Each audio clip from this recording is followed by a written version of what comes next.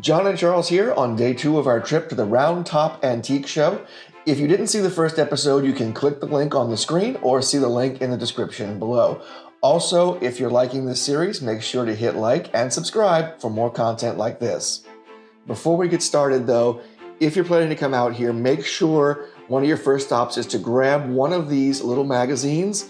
These show guides have everything in it you need to make the most of your time, from listing all the available venues to an actual map showing you where all of the stops and event venues are located. So it's very handy to have, and we really suggest that you get one. Our first stop today was at the La Bahia Antique Show, also called La Bahia by some of the locals. Now this was very busy. Lots of people here today. This was a huge venue, by the way. Over 50 vendors participate in this, and this was the first day it was open. Actually, you can see there were just people everywhere, and a lot of what you'll see here is what you'd expect to find at an antique show. Antique furniture, silverware, cut glass and crystal, these antique blown glass figurines, but also live plants was something that we saw here, including this. Large violet wishbone flowers. I've never seen them before, but the lady said there were hybrids. Very pretty.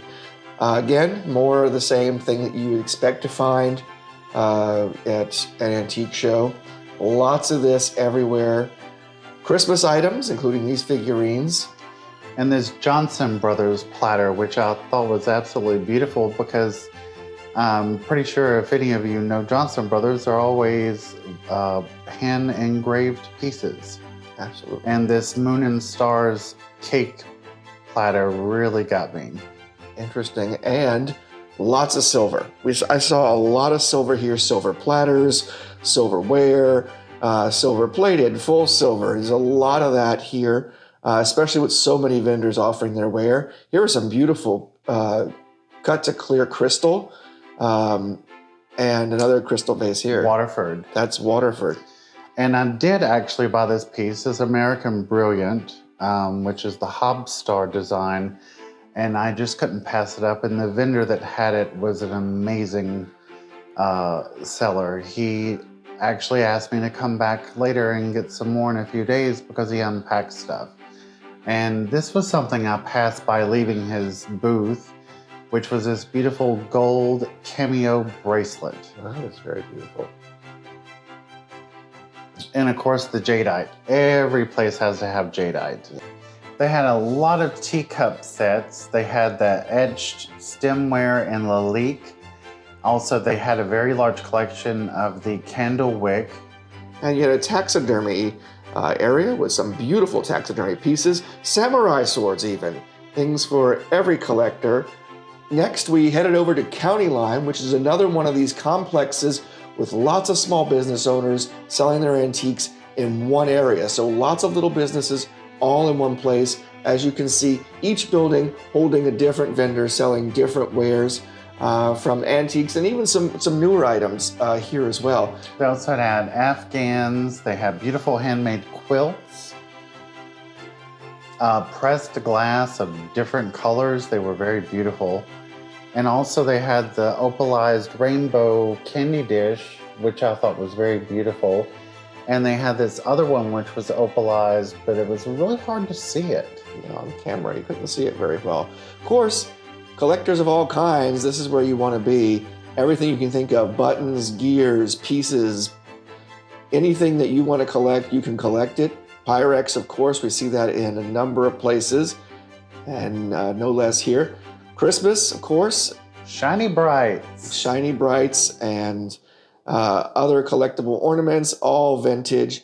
And the nice thing about this, the vendors tell us at all the places we were today that they are replenishing this constantly. So if somebody's coming along and buying something, they're putting more out, so you never know what you're going to get when you come out there. And then from there, we went directly across the street over to Bill Moore Antiques, and a whole different shop. One of the things that we really liked at Bill Moore was these interesting rain gauges that were made out of antique spigots, and they had crystal pieces from chandeliers hanging from them.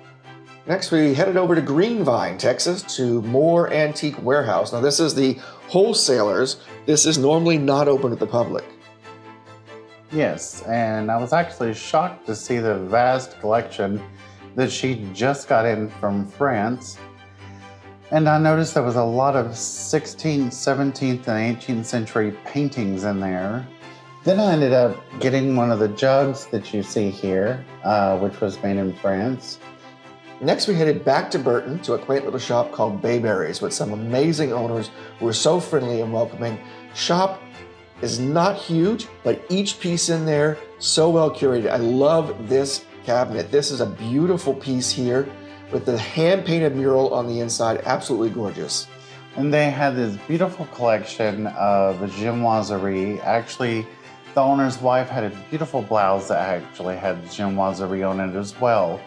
So they know their antiques, they know what's in style, and every piece in here was hand-picked and surprisingly very well priced.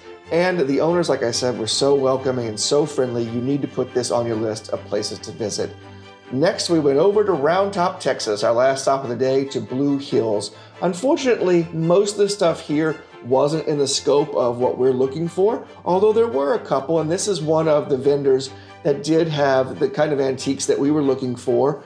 And we actually got a piece from them that we're going to show you in just a second that was absolutely gorgeous and an unexpected find. So back at the hotel, and what did we bring home today? Well, I did mention that we came home with this beautiful jug that was ground fired from France. Then we have that beautiful hobnail American Brilliant bowl. The vendor that was absolutely amazing guy. He was so nice. And look at the pattern. It's just absolutely beautiful. And when the light hits it. That is beautiful. Yeah, it's very nice. Then at the Bayberries shop, I picked up these 2 frosted horse heads. I thought they were absolutely beautiful. They actually have an Art Deco look to them. And then at Blue Hills, I came home with this. This was the surprise we were talking about. This was the piece we did not expect to find while we were over there. All of those beautiful deep cuts. And this is a vase, right? This is a Yes. This is a vase. And just to give you a sense of scale, that's my arm. Yes, it is 26 inches tall. Yeah, huge vase, and we got it for $195. wow, yeah, amazing deal because these you usually find for. I looked it up and they go for about $1,400. Yeah, so excellent deals today. We got a great catch, and we had a great find today. If you want to see what we get tomorrow, go ahead and like and subscribe. And we will be back tomorrow with more great finds and antiques. All right. Thank you, guys.